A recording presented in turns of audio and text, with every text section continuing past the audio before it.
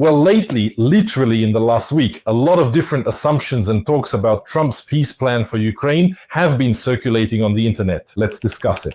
As a person living in Ukraine, of course, I really want the war to end as soon as possible. But am I ready to make the concessions that are now being offered to us?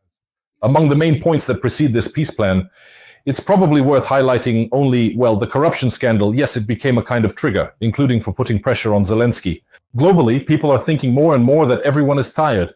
Everyone wants peace, and everyone wants peace as if at any cost. The backdrop of this fatigue, we also understand very well. Damn.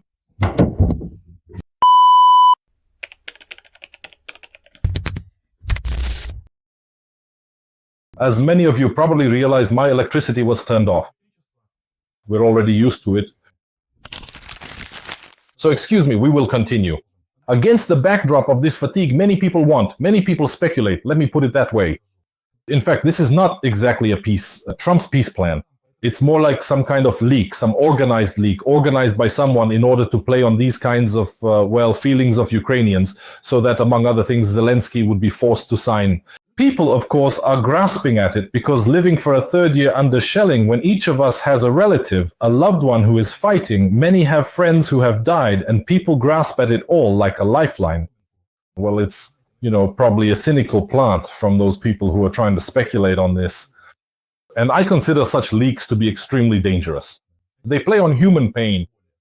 Let's just calmly figure out what this is, what kind of document it is, and if it's a document at all. And why people's desires, completely understandable and honest desires, have collided with a reality that is actually much more complex. Let's go. So, first of all, what kind of document is this? I just wrote down the main points for myself. We won't go over them. We won't study them. There's no point because it's already being tailored. There were 28 of Trump's points. Now there are 19. What will happen next is not clear. Who will accept them? Who will not? That's another question. Let's just look conceptually at what kind of document this is. So let's start with the main thing. This is essentially not a plan. It's a draft. It's a sketch of ideas that were circulating purely within the circle of US President Trump's team. I don't think our people took part in it, and the Russians, I think, only very indirectly. I think Trump's team just grabbed whatever they heard everywhere. And since Trump has a biased attitude toward us, probably globally, not just toward Zelensky, but toward us, I think. So, well, that's my personal opinion, no offense.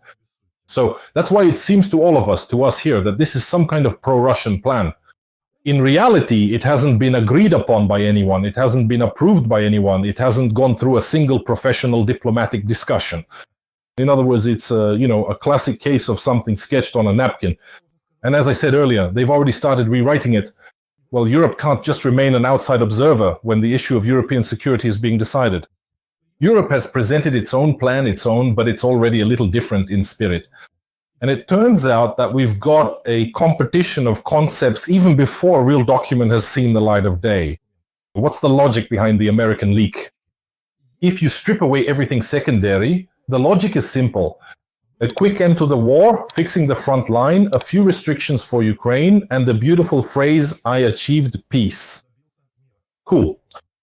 In fact, experts believe, and not without reason, and I'm inclined to agree with them, that this wouldn't be the end of the war. It would be a pause. And you see, a pause without resolving the cause of the war is, a postponed war. We've already been through this 100 years ago. I mean, history, does it really teach anyone anything? Although for a tired society, even a pause already sounds like something attractive. After all, it's human nature that when we're in pain, we look for relief.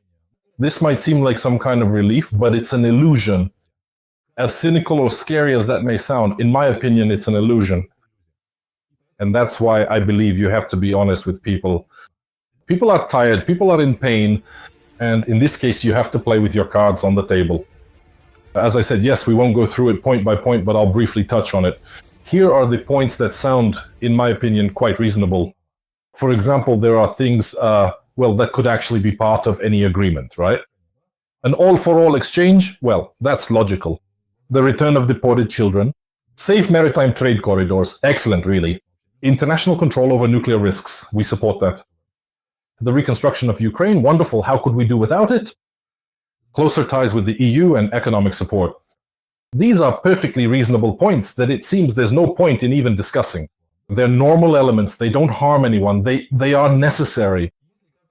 If there is ever real peace, then such points will definitely be in there. And then there are points that require careful reworking. There are ideas that, in theory, can be discussed, but in their current form, they will seem too vague to me and or even dangerous. First and foremost, these are security guarantees. Security guarantees for Ukraine. This includes a ban on the deployment of foreign troops. And let me remind you that peacekeepers also fall into the category of foreign troops. These are international commissions, whatever that may mean, and elections within a tight time frame after the agreement. You see, it's important to emphasize here that everything, by and large, depends on the wording. It's one thing to have security guarantees, and another thing entirely to have a limitation of sovereignty. Next, the points that make the document unacceptable. This is actually the most important part. The most important, and it's precisely this section that people rarely read through simply because they want to believe in the best. But hidden here are very unpleasant things. The territorial issue. That's the first one. The draft, essentially, let's call it a draft, proposes to fix the actual front line as a new reality.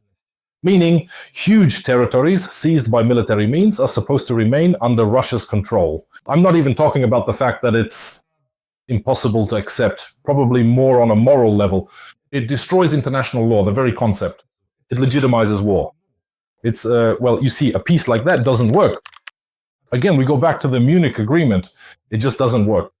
But the key thing in this whole story isn't even that. It's that they want to give away parts of the Donetsk region that haven't been seized by Russia so that we would withdraw from there voluntarily. And now, pay attention. Here's a question. A friend of mine, his mother lives in Sloviansk. And how do you explain to her that, well, sorry, we're leaving now and Russia will be here? It's coming right now. When it's this close, when it's not some ephemeral, strange city somewhere belonging to someone else, but when it's people you know. And I know his mother, and she lives in Sloviansk. And then how do you explain to her and to him here in Kyiv that, well, sorry, now your mother will be living in Russia? And the US is ready to recognize this territory as Russian and under Russian jurisdiction. Well, I think this can in no way be an acceptable point. I'm far from that idea. Next, a very important point is a full amnesty. This point means that no one will be held accountable for any war crimes. I'm absolutely sure that no one on our side will agree to this, but I think the world community is also unlikely to accept this point in principle in its current form. I don't know if there's any point in discussing it. Third, a limit on the size of the Ukrainian army. Well, that's an interesting question. Let's just say the size of the army. Now, we're talking about 600,000 or 400,000 people. Our army was a little over 200,000 before the war. So a peacetime army, in reality, shouldn't be 1 million strong. When someone dictates to you what size, what number, what armaments your army should have, well, it seems to me that's not a compromise. It's more like a capitulation. And essentially, these 3 blocks make this document unacceptable in any form. Beyond that, we can only talk about people's emotions. And why do people want to ignore all this? You see, people just want it all to be over at any cost. There's no desire to read the morning reports anymore. People are tired. This is sincere. It's honest. And it's something that can and should be understood. But there's a difference between the end of a war and a respite between wars. And if we now sign the document they're offering, which essentially cements the occupation, the amnesty, and the limits on defense, well, that won't be the end, will it? It will be a pause. And there's no guarantee that the next chapter will be any better. I've been looking at the European plan. Their own project is very different. There are no limits on our army, no ceding of territory to Russia. The focus is on security, sanctions, industry, and Ukraine's integration. And the priority is long-term stability, not a quick result. That is, Europe is offering a model where peace is not just silence, but a guarantee of security. I don't know. What will happen next? In reality, there is no final document right now that could be discussed. And there are ideas, there's a political struggle, and there's a competition between plans. And there's a society that's tired of war. Ukraine has clearly stated its position. Yes, it's foolish to argue with that. Peace is possible when people are protected, borders are restored, and there is accountability for the crimes committed. But the process will be long and very difficult. And unfortunately, there's probably no escaping that. However painful and bitter it may be to realize this, people want peace, and that's right. But a real peace, you understand, not a temporary one, not one built on fear, not one bought at such a high price. Because peace, you see, isn't about the numbers in a document, and peace is security, it's justice, even though they say justice doesn't exist in the world. And it's the strong confidence that tomorrow a rocket absolutely won't fly through your window. Бам! На! Дашь, It is these principles that will define future negotiations, regardless of who initiates them.